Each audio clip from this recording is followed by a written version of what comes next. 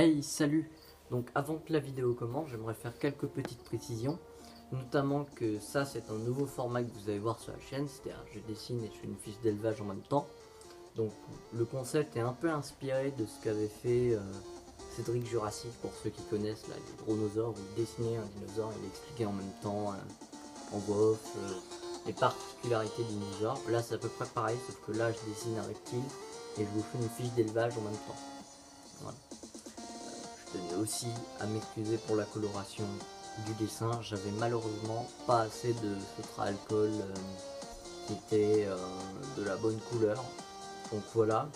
Mais bon, je trouve que le résultat est pas trop mal non plus, donc je vous laisse juger dans les commentaires. N'hésitez pas à me dire ce que vous pensez du format. Et aussi j'aimerais faire une petite précision, restez bien jusqu'à la fin de la vidéo, il y aura une publicité pour une chaîne YouTube, donc allez, à tout.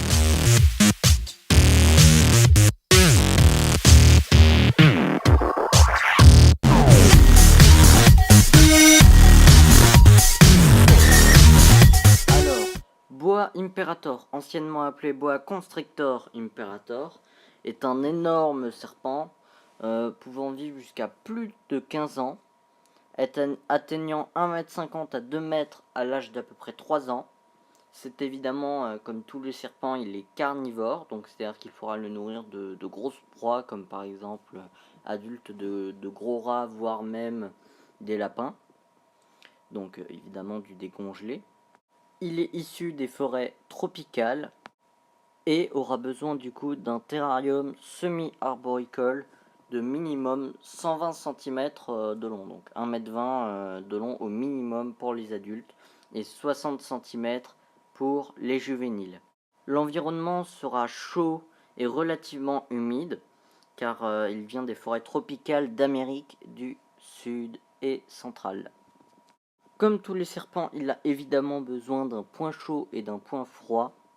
Donc au point chaud, il faudra entre 30 et 33 degrés et 26 à 28 degrés au point froid, avec une baisse de température la nuit entre 25 et 27 degrés, pour entre 60 et 80% d'hygrométrie. Le boa constrictor est nocturne, donc il active durant la nuit. Son cycle de lumière durera 12 heures et sera fourni par un néon ou un spot.